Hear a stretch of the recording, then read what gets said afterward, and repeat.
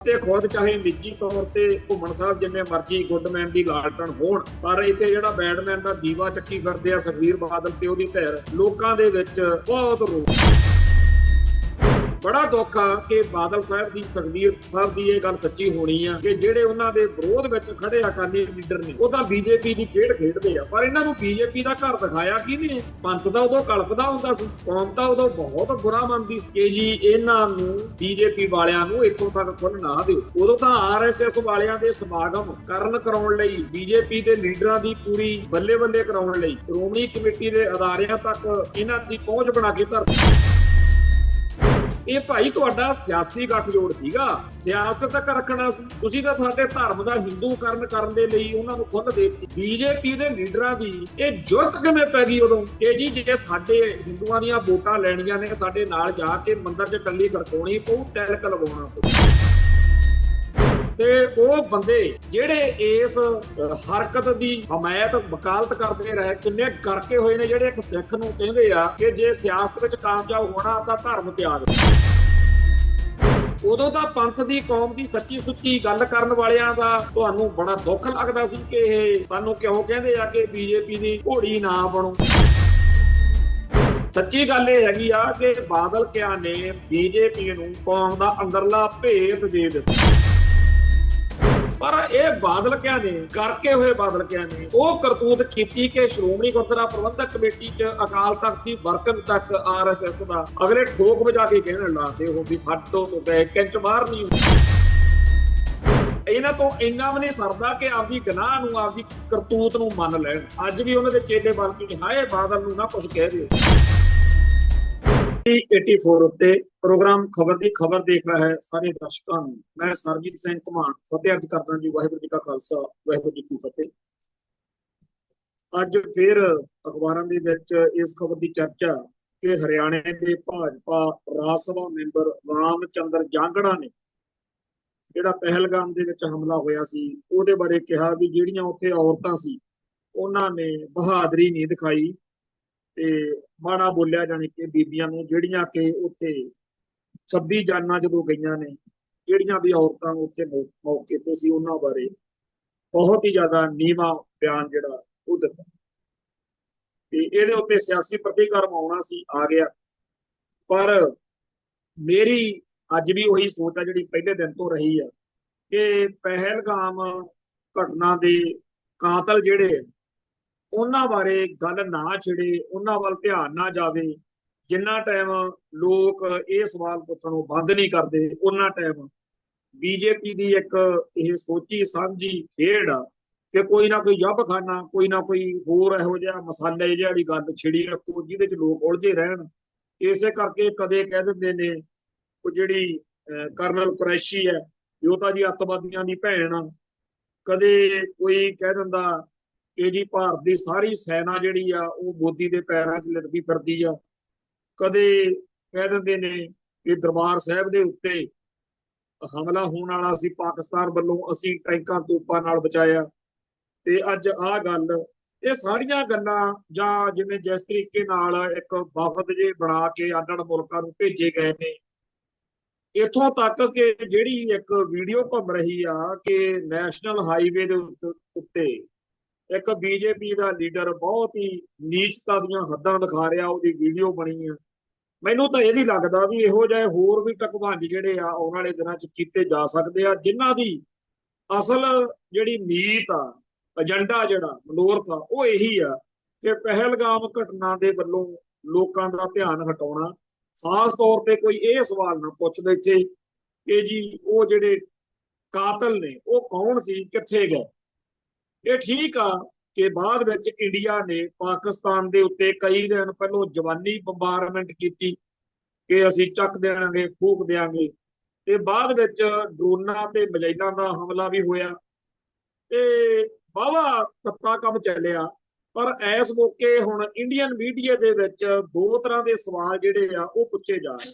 ਇੱਕ ਤਾਂ ਕਾਤਲ ਕਿੱਥੇ ਹੈ, ਦੂਜਾ ਇਹ ਕਿ ਆਪਾਂ ਖੱਟਿਆ ਕੀ। ਹੁਣ ਤਾਂ ਇੱਥੇ ਇੰਡੀਆ ਦੇ ਵਿੱਚ ਲਿਸਟਾਂ ਬਣਾ ਕੇ ਅੱਡ-ਅੱਡ ਮੁਲਕਾਂ ਦੇ ਬਾਰੇ ਦਾਅਵੇ ਕੀਤੇ ਜਾ ਰਹੇ ਨੇ ਕਿ ਜਿਹੜਾ ਰੂਸ ਆ, ਉਸ ਰੂਸ ਨੇ ਵੀ, ਰਸ਼ੀਆ ਨੇ ਵੀ ਚਾਈਨਾ ਦਾ ਜਿਵੇਂ ਸਟੈਂਡ ਸੀ ਨਾ ਕਿ ਪਾਕਿਸਤਾਨ ਦੀ ਹਮਾਇਤ ਵਿੱਚ ਗੱਜ ਵੱਜ ਕੇ ਪੈਰ ਗੱਡ ਕੇ ਖੜਾ। ਇਸ ਵਾਰ ਤਾਂ ਜਿਸ ਰੂਸ ਬਾਰੇ ਭਾਰਤ ਦੇ ਆਮ ਪਿੰਡਾਂ ਦੇ ਵਿੱਚ ਵੀ ਲੋਕ ਕਹਿੰਦੇ ਆ ਵੀ ਰੂਸ ਤੇ ਇੰਡੀਆ ਦੀ ਪੱਕੀ ਯਾਰੀ ਹੈ, ਇਸ ਵਾਰ ਤਾਂ ਰੂਸ ਵੀ ਨਹੀਂ ਉਵੇਂ ਪੈਰ ਗੱਡ ਕੇ ਖੜਾ ਦੇਖਿਆ ਇੰਡੀਆ ਦੀ ਹਮਾਇਤ ਵਿੱਚ। ਇਹ ਗੱਲ ਲੋਕ ਚਰਚਾ ਚ ਕਰ ਲਿਆ ਰਹੇ ਨੇ। ਤੇ ਜਿਸ ਤਰੀਕੇ ਨਾਲ ਲੋਕ ਇਸ ਮੌਕੇ ਪੁੱਛ ਰਹੇ ਨੇ ਕਿ ਸਾਨੂੰ ਦੱਸੋ ਤਾਂ ਸਹੀ, ਇਸ ਜੰਗ ਦੇ ਮਾਹੌਲ ਵਿੱਚ ਇੰਡੀਆ ਨਾਲ ਕਿਹੜਾ ਕਿਹੜਾ ਮੁਲਕ ਪੈਰ ਗੱਡ ਕੇ ਖੜਾ ਸੀ? ਕੋਈ ਵੀ ਨਹੀਂ। ਇਸ ਮਾਹੌਲ ਦੇ ਵਿੱਚ ਇੰਡੀਅਨ ਜਿਹੜਾ ਵਿਦੇਸ਼ ਨੀਤੀ ਆ, ਦੇਸ਼ ਨੀਤੀ ਆ, ਕਲੇਸ਼ ਨੀਤੀ ਆ, ਸਾਰੀਆਂ ਹੀ ਨੀਤੀਆਂ ਦੇ ਜਿਹੜਾ ਭੋਗ ਆ ਉਹ ਪਿਆ ਹੋਇਆ। ਕੁੱਲ ਮਿਲਾ ਕੇ ਮੋਦੀ ਦੇ ਭਗਵੇਂ ਬ੍ਰਿਗੇਡ ਦੇ ਗੋਦੀ ਮੀਡੀਆ ਦੇ ਸਿਰ 'ਚ ਸਵਾਹ ਪੈ ਰਹੀ ਆ ਬਈ ਹੋਇਆ ਹੋਇਆ ਕੁਛ ਨਹੀਂ। ਤੁਸੀਂ ਇੱਕ ਟਕਵੰਜ ਜਿਹਾ ਖੜਾ ਕੀਤਾ, ਕਾਫੀ ਜ਼ਿਆਦਾ ਹੋ ਹੱਲਾ ਮਚਾਇਆ, ਫਿਰ ਰੰਡੀ ਰੋਣਾ ਪਾਇਆ ਤੇ ਨਿਕਲਿਆ ਨੁਕਲਿਆ ਕੁਛ। ਇਸ ਮਾਹੌਲ ਦੇ ਵਿੱਚ ਮੈਂ ਪਹਿਲੇ ਦਿਨ ਤੋਂ ਹੀ ਬੜਾ ਇਸ ਗੱਲੋਂ ਯਕੀਨ ਨਾਲ ਕਹਿ ਰਿਹਾ ਕਿ ਕੋਈ ਇਸ ਗੱਲ ਤੋਂ ਬਚਣ ਦੇ ਲਈ ਕਿ ਸਾਨੂੰ ਪਹਿਲਗਾਮ ਦੇ ਕਾਤਲਾਂ ਤੋਂ ਜਵਾਬ ਨਾ ਦੇਣਾ ਪੈ ਜੇ, ਕੋਈ ਬਹੁਤ ਹੀ ਜ਼ਿਆਦਾ ਘਿਨਾਉਣੀ ਘਟੀਆ ਵੱਡੀ ਇਹੋ ਜਿਹੀ ਘਟਨਾ ਵੀ ਵਾਪਰਾਈ ਜਾ ਸਕਦੀ ਹੈ ਜਿਹੜੀ ਪੂਰੀ ਮਨੁੱਖਤਾ ਲਈ ਬੇਸ਼ੱਕ ਸ਼ਰਮਸ਼ਾਰ ਹੋਵੇ, ਪਰ ਫਿਰ ਸਾਰਿਆਂ ਦਾ ਧਿਆਨ ਉਸ ਘਟਨਾ ਵੱਲ ਹੀ ਲੱਗੇ। ਇਹ ਸੋਚੀਆਂ ਹੁੰਦੀਆਂ ਸਰਕਾਰਾਂ ਨੇ। ਭਾਰਤ ਦੀ ਕਹਿੰਦੇ 100 ਕਰੋੜ ਤੋਂ ਉੱਪਰ ਬਹੁਤ ਵੱਡੀ ਆਬਾਦੀ। ਜੇ 1 ਕਰੋੜ ਬੰਦਾ ਵੀ ਇੰਡੀਆ ਨੂੰ ਮਾਰਨਾ ਪੈ ਜੇ, ਕੋਈ ਕਤਲੇਆਮ ਹੋ ਜੇ, ਕੋਈ ਦੰਗੇ ਦੁੰਗੇ ਕਰਾ ਲਓ, ਕੋਈ ਹੋਰ ਕਿਸੇ ਸਿਆਸੀ ਕਿਸੇ ਧਾਰਮਿਕ ਵਿਵਾਦ ਵਿੱਚ ਲੋਕਾਂ ਨੂੰ ਫਸਾ ਲਓ, ਕੁਛ ਵੀ ਕੀਤਾ ਜਾ ਸਕਦਾ। ਘੱਟੋ ਘੱਟ ਇਹੋ ਜਿਹਾ ਕੁਛ ਤਾਂ ਹੋ ਜੂ ਨਾ ਜਿਹਦੇ ਨਾਲ ਪਹਿਲਗਾਮ ਵਾਲਾ ਵਰਤਾਰਾ ਪਿੱਛੇ ਰਹੇ। ਇਹਦੀ ਬੜੀ ਲੋੜ ਇੰਡੀਆ। ਸੋ ਮੈਂ ਹੱਥ ਬੰਨ੍ਹ ਕੇ ਬੇਨਤੀ ਕਰਦਾ ਆਪਣੇ ਸਾਰੇ ਸਰੋਤਿਆਂ ਨੂੰ ਕਿ ਅੱਖਾਂ ਤੇ ਕੰਨ ਖੋਲ ਕੇ ਰੱਖੋ। ਇਹ ਇੰਡੀਆ ਹੈ ਜਿਹਦੇ ਤੋਂ ਜਿਹੜਾ ਕੁਝ ਆਪਾਂ ਕਹੀਏ ਵੀ ਆਹ ਨਹੀਂ ਹੋ ਸਕਦਾ, ਉਹ ਸਾਰਾ ਕੁਝ ਹੀ ਹੋ ਸਕਦਾ। 1984 ਤੋਂ ਪਹਿਲਾਂ ਸਾਡੇ ਭਾਈਚਾਰੇ 'ਚ ਬੜੇ ਲੋਕ ਸੀਗੇ ਜਿਹੜੇ ਕਹਿੰਦੇ ਸੀ ਵੀ ਜੋ ਮਰਜ਼ੀ ਹੋ ਜਾਏ, ਦਰਬਾਰ ਸਾਹਿਬ ਤੇ ਕੋਈ ਹਮਲਾ ਹੋਵੇ, ਕਰਕੇ ਦਿਖਾਤਾ ਨਾ ਅਗਲਿਆਂ ਨੇ। ਹੁਣ ਤੱਕ ਵੀ ਕਈ ਬੰਦੇ ਬਹਾਨੇ ਜੇ ਬਣਾ ਕੇ ਲੱਗੇ ਰਹਿੰਦੇ ਆ ਕਿ ਜੇ ਉੱਥੇ ਐ ਨਾ ਹੁੰਦਾ, ਉਹ ਨਾ ਹੁੰਦਾ, ਇੰਜ ਨਾ ਹੁੰਦਾ, ਉਂਝ ਨਾ ਹੁੰਦਾ। ਪਰ ਇਹ ਤਾਂ ਐਵੇਂ ਟੁੱਚੜਾ ਨੇ। ਸੱਚਾਈ ਇਹ ਆ ਕਿ Indian state system, deep state, Hindu ਸਾਮਰਾਜ ਜਿਹੜਾ ਇਸ ਭਾਰਤ ਵਿੱਚ ਬਾਕੀ ਸਾਰੀਆਂ ਬੋਲੀਆਂ ਨੂੰ, ਧਰਮਾਂ ਨੂੰ, ਸੱਭਿਆਚਾਰਾਂ ਨੂੰ ਖਤਮ ਕਰਕੇ ਇੱਥੇ ਹਿੰਦੂਤਵ ਦਾ ਝੰਡਾ ਚਲਾਉਣਾ ਚਾਹੁੰਦਾ, ਉਹਦੇ ਲਈ ਕੁਝ ਵੀ ਨਾਮੁਮਕਿਨ ਹੈ ਹੀ। ਖੈਰ, ਇਹਨਾਂ ਦਿਨਾਂ ਦੇ ਵਿੱਚ ਜਦੋਂ ਜੂਨ ਦਾ ਮਹੀਨਾ ਨੇੜੇ ਆ ਰਿਹਾ, ਚੜ ਰਿਹਾ ਜੂਨ, 1 ਜੂਨ ਤੋਂ ਫਿਰ ਸਾਡੀ ਕੌਮ ਉਹਨਾਂ ਸਾਰੇ ਸ਼ਹੀਦਾਂ ਨੂੰ, ਉਹਨਾਂ ਸਾਰੇ ਵਰਤਾਰਿਆਂ ਨੂੰ, ਉਹਨਾਂ ਸਾਰੇ ਘਟਨਾਕ੍ਰਮਾਂ ਨੂੰ ਯਾਦ ਕਰਦੀ ਹੁੰਦੀ ਹੈ ਜਿਨ੍ਹਾਂ ਨੇ 1984 ਵਿੱਚ ਜਿਹੜਾ 5 ਸਦੀਆਂ ਦਾ ਵੈਰ ਆ ਨਾ ਸਾਡੇ ਨਾਲ ਬ੍ਰਾਹਮਣਵਾਦ ਦਾ, ਉਹ ਪੂਰੀ ਤਰ੍ਹਾਂ ਨਸ਼ਰ ਕੀਤਾ ਸੀ। ਸੋ ਜੂਨ 84 ਫੇਰ ਦੁਬਾਰਾ ਸਾਡੀਆਂ ਬਰੂਹਾਂ ਤੇ ਦਸਤਕ ਦੇ ਰਿਹਾ। ਇਹ ਪ੍ਰੋਗਰਾਮ ਸੰਗਤਾਂ ਨੇ ਲਿਖੇ ਹੋਏ ਨੇ, ਦੁਨੀਆ ਭਰ ਕੇ ਲਿਖੇ ਹੋਏ ਨੇ। ਦਰਬਾਰ ਸਾਹਿਬ ਦੇ ਵਿੱਚ ਮੁੱਖ ਜਿਹੜਾ ਸਥਾਨ ਤੇ ਸਮਾਗਮ ਹੋਣਾ, ਉਹਦੇ ਬਾਰੇ ਕਨਸੂਆਂ ਨੇ ਕਿ ਜਥੇਦਾਰ ਕੁਲਦੀਪ ਸਿੰਘ ਗੜਗੱਜ ਆਪਣੇ ਜਿਹੜਾ ਪੰਥ ਦੇ ਵਿੱਚ ਆਪਣੀ ਥਾਂ ਨੂੰ ਸੁਰੱਖਿਅਤ ਕਰਨ ਦੇ ਇਰਾਦੇ ਨਾਲ ਕੁਝ ਵੱਡੇ ਪ੍ਰੋਗਰਾਮ ਉਲੀਕ ਰਹੇ। ਹੋ ਸਕਦਾ ਐਤਕੀ ਦੀਵਾਨ ਅਸਥਾਨ ਮੰਜੀ ਸਾਹਿਬ ਦੇ ਵਿੱਚ ਢਾਡੀ ਵਾਰਾਂ ਵਾਲਾ ਦੀਵਾਨ ਅਸਥਾਨ 'ਚ ਲੈਕਚਰਾਂ ਵਾਲਾ ਕੋਈ ਵੱਡਾ ਪ੍ਰੋਗਰਾਮ ਵੀ ਹੋ ਜਾਵੇ। ਅਸੀਂ ਤਾਂ ਚਾਹੁੰਦੇ ਹਾਂ ਇਹੋ ਜਿਹਾ ਹੋਵੇ ਜਿੱਥੇ ਕੌਮ ਦੀ ਗੱਲ ਹੋਵੇ ਵੀ ਕਿਹਨੇ ਕੀ ਕੀਤਾ, ਬੁਲਾਰੇ ਬੋਲਣ, ਦੱਸਿਆ ਜਾਵੇ, ਚੰਗੀ ਗੱਲ ਹੈ। ਐਤਕੀ ਲੱਗਦਾ ਹੈ ਕਿ ਕੋਈ ਇਹੋ ਜਿਹਾ ਉਲੀਕਿਆ ਜਾ ਸਕਦਾ। ਪਰ ਅਗਲਾ ਪੰਗਾ ਵੀ ਹੈਗਾ ਵੀ ਸ਼੍ਰੋਮਣੀ ਕਮੇਟੀ ਦੇ ਪ੍ਰਧਾਨ ਹਰਜਿੰਦਰ ਸਿੰਘ ਧਾਮੀ ਨੇ ਅਜੇ ਤੱਕ ਕੁਲਦੀਪ ਸਿੰਘ ਗੜਗੱਜ ਨੂੰ ਬਾਕੀ ਸਿੱਖ ਸੰਗਤਾਂ ਵਾਂਗ ਹੀ, ਬਾਕੀ ਸਿੱਖ ਧਿਰਾਂ ਧੜਿਆਂ ਜਥੇਬੰਦੀਆਂ ਵਾਂਗ ਹੀ ਅਜੇ ਤੱਕ ਦਿਲੋਂ ਮਾਨਤਾ ਨਹੀਂ ਦਿੱਤੀ। ਪਿਛਲੇ ਦਿਨੀ ਭਾਈ ਬਲਵੰਤ ਸਿੰਘ ਰਾਜੋਆਣ ਵਾਲੀ ਗੱਲ ਬਹੁਤ ਚਰਚਾ ਤੇ ਰਹੀ ਤੇ ਉਹਦੇ ਵਿੱਚ ਜ਼ਿਆਦਾ ਤਰਕ ਇਹ ਦਿੱਤਾ ਜਾ ਰਿਹਾ ਸੀ ਕਿ ਜਥੇਦਾਰ ਗੜਗੱਜ ਦੀ ਜਥੇਦਾਰੀ ਨੂੰ ਭਾਈ ਹਰਜਿੰਦਰ ਸਿੰਘ ਧਾਮੀ ਨਹੀਂ ਮੰਨਦੇ। ਤੇ ਆ ਜਿਹੜੇ ਅਗਲੇ ਜੂਨ ਦੇ ਮਹੀਨੇ ਦੇ ਪ੍ਰੋਗਰਾਮ ਨੇ, ਉਹਨਾਂ ਵਿੱਚ ਵੀ ਅਜੇ ਤੱਕ ਗੜਗੱਜ ਤੇ ਧਾਮੀ ਸਾਹਿਬ ਦੀ, ਜਾਣੀ ਕਿ ਅਕਾਲ ਤਖਤ ਸਾਹਿਬ ਦੇ ਕਾਰਜਕਾਰੀ ਜਥੇਦਾਰ, ਚਾਹੇ ਚੰਗੇ ਚਾਹੇ ਮਾਰੇ ਆ, ਚਾਹੇ ਤੂਰੀ ਲਾਏ ਨੇ, ਚਾਹੇ ਦਿਨੇ ਲਾਏ ਨੇ, ਹੁਣ ਤਾਂ ਅਗਲਿਆਂ ਨੇ ਲਾਏ ਹੋਏ ਨੇ। ਹੁਣ ਤਾਂ ਸੁਖਬੀਰ ਬਾਦਲ ਦੀਆਂ मतलब ਚੜ੍ਹਤਾ ਹੀ ਹੋਰ ਨੇ। ਇੱਕ ਤਾਂ ਇਹ ਨਹੀਂ ਪਤਾ ਲੱਗਦਾ ਉਹਨੂੰ ਵੀ ਲੱਤ ਮੇਰੀ ਟੁੱਟੀ ਆ ਕਿ ਬਾਂਹ ਟੁੱਟੀ ਆ, ਕਦੇ ਸੱਜੀ ਬਾਂਹ ਟੰਗ ਲੈਂਦਾ ਬਾਕੂ ਚ ਬੰਗਲੇ ਜੇ ਚ ਜਿਹੜਾ ਡਾਕਟਰਾਂ ਨੇ ਉਹਦੇ ਗਲ ਚ ਪਾਇਆ, ਕਦੇ ਖੱਬੀ ਬਾਂਹ ਟੰਗ ਲੈਂਦਾ। ਪਤਾ ਨਹੀਂ ਦੋਨੇ ਟੁੱਟੀਆਂ ਹੋਈਆਂ ਨੇ, ਪਤਾ ਨਹੀਂ ਦੋਨੇ ਠੀਕ ਨੇ, ਕੋਈ ਸਮਝ ਨਹੀਂ ਲੱਗਦੀ। ਪਰ ਕੰਮ ਕਾਫੀ ਵਿਗੜਿਆ ਹੋਇਆ। ਪਰ ਸਰੀਰ ਜੋ ਮਰਜੀ ਕਵੇ, ਪਰ ਜਿੱਥੇ ਵੀ ਜਾਂਦਾ ਅੱਜ ਕੱਲ ਸੁਖਵੀਰ ਭੁੱਕੀ ਕੱਢੀ ਜਾਂਦਾ। ਲੁਧਿਆਣੇ ਕਾਫੀ ਜ਼ਿਆਦਾ ਤੱਤਾ ਠੰਡਾ ਬੋਲਿਆ। ਉੱਥੇ ਇਲੈਕਸ਼ਨ ਹੈ, ਪਰਉਪਕਾਰ ਸਿੰਘ ਘੁੰਮਣ ਬਾਦਲ ਦਲ ਦੇ ਉਮੀਦਵਾਰ ਨੇ। ਬਜਾਤੇ ਖੁਦ ਚਾਹੇ ਨਿੱਜੀ ਤੌਰ ਤੇ ਘੁੰਮਣ ਸਾਹਿਬ ਜਿੰਨੇ ਮਰਜ਼ੀ ਗੁੱਡਮੈਨ ਦੀ ਲਾਲਟਨ ਹੋਣ, ਪਰ ਇੱਥੇ ਜਿਹੜਾ ਬੈਡਮੈਨ ਦਾ ਦੀਵਾ ਚੱਕੀ ਫਿਰਦੇ ਆ ਸੁਖਬੀਰ ਬਾਦਲ ਤੇ ਉਹਦੀ ਧਿਰ, ਲੋਕਾਂ ਦੇ ਵਿੱਚ ਬਹੁਤ ਰੋਸ ਆ। ਸਾਨੂੰ ਰੋਸ ਆ ਪੂਰਾ ਕਿ ਸਾਡੀ ਕੌਮ ਦੇ ਬਹੁਤ ਵੱਡੇ ਅਦਾਰਿਆਂ 'ਚ ਬੀਜੇਪੀ ਦੀ, ਭਾਗਵੇਂ ਬ੍ਰਿਗੇਡ ਦੀ, ਬ੍ਰਾਹਮਣਵਾਦ ਦੀ, ਹਿੰਦੂਤਵ ਦੀ ਘੁਸਪੈਠ ਹੋ ਗਈ, ਪਰ ਕਰਾਈ ਕੀ ਨਹੀਂ। ਸਾਨੂੰ ਬੜੀ ਤਕਲੀਫ ਆ ਕਿ ਤਖਤਾਂ ਦੇ ਜਥੇਦਾਰ ਜਾਂ ਦੋ ਤਖਤ ਜਿਹੜੇ ਨੇ ਉੱਥੇ ਪੂਰਾ ਕਬਜ਼ਾ, ਦਿੱਲੀ ਕਮੇਟੀ ਉੱਤੇ ਬੀਜੇਪੀ ਦਾ ਕਬਜ਼ਾ, ਹਰਿਆਣਾ ਕਮੇਟੀ ਤੇ ਕਬਜ਼ਾ, ਪਰ ਇਹ ਕਰਵਾਇਆ ਕੀ ਨਹੀਂ। ਬੜਾ ਦੁੱਖ ਆ ਕਿ ਬਾਦਲ ਸਾਹਿਬ ਦੀ, ਸੁਖਬੀਰ ਸਾਹਿਬ ਦੀ ਇਹ ਗੱਲ ਸੱਚੀ ਹੋਣੀ ਆ ਕਿ ਜਿਹੜੇ ਉਹਨਾਂ ਦੇ ਵਿਰੋਧ ਵਿੱਚ ਖੜੇ ਅਕਾਲੀ ਲੀਡਰ ਨੇ ਉਹ ਤਾਂ ਬੀਜੇਪੀ ਦੀ ਖੇਡ ਖੇਡਦੇ ਆ, ਪਰ ਇਹਨਾਂ ਨੂੰ ਬੀਜੇਪੀ ਦਾ ਘਰ ਦਿਖਾਇਆ ਕੀ ਨਹੀਂ। ਪੰਥ ਤਾਂ ਉਦੋਂ ਕਲਪਦਾ ਹੁੰਦਾ ਸੀ, ਕੌਮ ਤਾਂ ਉਦੋਂ ਬਹੁਤ ਬੁਰਾ ਮੰਨਦੀ ਸੀ ਕਿ ਜੀ ਇਹਨਾਂ ਨੂੰ, ਬੀਜੇਪੀ ਵਾਲਿਆਂ ਨੂੰ ਇੱਥੋਂ ਤੱਕ ਖੁੱਲ੍ਹ ਨਾ ਦਿਓ। ਉਦੋਂ ਤਾਂ ਆਰਐਸਐਸ ਵਾਲਿਆਂ ਦੇ ਸਮਾਗਮ ਕਰਾਉਣ ਲਈ, ਬੀਜੇਪੀ ਦੇ ਲੀਡਰਾਂ ਦੀ ਪੂਰੀ ਬੱਲੇ ਬੱਲੇ ਕਰਾਉਣ ਲਈ ਸ਼੍ਰੋਮਣੀ ਕਮੇਟੀ ਦੇ ਅਦਾਰਿਆਂ ਤੱਕ ਇਹਨਾਂ ਦੀ ਪਹੁੰਚ ਬਣਾ ਕੇ ਧਰਤੀ। ਇਹ ਭਾਈ ਤੁਹਾਡਾ ਸਿਆਸੀ ਗੱਠਜੋੜ ਸੀਗਾ, ਸਿਆਸਤ ਤੱਕ ਰੱਖਣਾ ਸੀ ਤੁਸੀਂ ਤਾਂ। ਸਾਡੇ ਧਰਮ ਦਾ ਹਿੰਦੂਕਰਨ ਕਰਨ ਦੇ ਲਈ ਉਹਨਾਂ ਨੂੰ ਖੁੱਲ੍ਹ ਦੇਤੀ। ਬੀਜੇਪੀ ਦੇ ਲੀਡਰਾਂ ਦੀ ਇਹ ਜੁਰਤ ਕਿਵੇਂ ਪੈ ਗਈ ਉਦੋਂ ਕਿ ਜੀ ਜੇ ਸਾਡੇ ਹਿੰਦੂਆਂ ਦੀਆਂ ਵੋਟਾਂ ਲੈਣੀਆਂ ਨੇ, ਸਾਡੇ ਨਾਲ ਜਾ ਕੇ ਮੰਦਰ 'ਚ ਟੱਲੀ ਖੜਕਾਉਣੀ ਪਊ, ਤਿਲਕ ਲਗਾਉਣਾ ਪਊ। ਤੇ ਉਹ ਬੰਦੇ ਜਿਹੜੇ ਇਸ ਹਰਕਤ ਦੀ ਹਮਾਇਤ, ਵਕਾਲਤ ਕਰਦੇ ਰਹੇ, ਕਿੰਨੇ ਗਰਕੇ ਹੋਏ ਨੇ ਜਿਹੜੇ ਇੱਕ ਸਿੱਖ ਨੂੰ ਕਹਿੰਦੇ ਆ ਕਿ ਜੇ ਸਿਆਸਤ ਵਿੱਚ ਕਾਮਯਾਬ ਹੋਣਾ ਤਾਂ ਧਰਮ ਤਿਆਗ ਦੇ, ਤਿਲਕ ਲਵਾ ਲਾ, ਟੱਲੀ ਖੜਕਾ ਲਾ, ਬੁੱਤ ਪੂਜਾ ਕਰ ਲਾ, ਕੋਈ ਗੱਲ ਨਹੀਂ, ਕੋਈ ਏਡਾ ਚੱਕਰ ਨਹੀਂ। ਗੁਰੂ ਸਾਹਿਬ ਨੇ ਐ ਕਿਹਾ, ਗੁਰੂ ਸਾਹਿਬ ਨੇ ਉਹ ਕਿਹਾ, ਬੜੀਆਂ ਉਦੋਂ ਗੱਲਾਂ ਫੁਰਦੀਆਂ ਹੁੰਦੀਆਂ ਸੀ। ਉਦੋਂ ਤਾਂ ਪੰਥ ਦੀ, ਕੌਮ ਦੀ ਸੱਚੀ ਸੁੱਚੀ ਗੱਲ ਕਰਨ ਵਾਲਿਆਂ ਦਾ ਤੁਹਾਨੂੰ ਬੜਾ ਦੁੱਖ ਲੱਗਦਾ ਸੀ ਕਿ ਇਹ ਸਾਨੂੰ ਕਿਉਂ ਕਹਿੰਦੇ ਆ ਕਿ ਬੀਜੇਪੀ ਦੀ ਘੋੜੀ ਨਾ ਬਣੋ। ਪਰ ਉਦੋਂ ਤਾਂ ਬੀਜੇਪੀ ਵਾਲੇ ਵੀ ਹੈਰਾਨ ਸੀਗੇ ਵੀ ਇੰਨੇ ਕਰਕੇ ਹੋਏ ਨਿਕਲਣਗੇ। ਅਸੀਂ ਮਾੜਾ ਜਿਹਾ ਕਹਿੰਦੇ ਆ ਜਦ ਹੀ ਲੈਟ ਹੀ ਜਾਂਦੇ ਆ। ਤੇ ਅੱਜ ਫਿਰ ਉਹਨਾਂ ਨੂੰ ਜਦੋਂ ਤੁਹਾਡਾ ਭੇਤ ਪੈ ਗਿਆ, ਜਦੋਂ ਤੁਸੀਂ ਅਕਾਲ ਤਖਤ ਸਾਹਿਬ ਤੇ ਸ਼੍ਰੋਮਣੀ ਕਮੇਟੀ ਬਾਰੇ ਉਹਨਾਂ ਨੂੰ ਦੱਸਦਾ ਵੀ ਐਡੀ ਕੋਈ ਗੱਲ ਨਹੀਂ, ਜਿਵੇਂ ਮਰਜ਼ੀ ਤੁਸੀਂ, ਉਹਨਾਂ ਨੂੰ ਡਰ ਹੁੰਦਾ ਸੀ। ਇੱਕ ਜਦੋਂ ਦੂਰੀ ਹੁੰਦੀ ਆ ਉਦੋਂ ਡਰ ਹੁੰਦਾ, ਕੌਮ ਦਾ ਖੌਫ ਹੁੰਦਾ, ਤੁਸੀਂ ਉਹ ਕੱਢਤਾ। ਸੱਚੀ ਗੱਲ ਇਹ ਹੈਗੀ ਆ ਕਿ ਬਾਦਲ ਕਿਆ ਨੇ ਬੀਜੇਪੀ ਨੂੰ ਕੌਮ ਦਾ ਅੰਦਰਲਾ ਭੇਤ ਦੇ ਦਿੱਤਾ।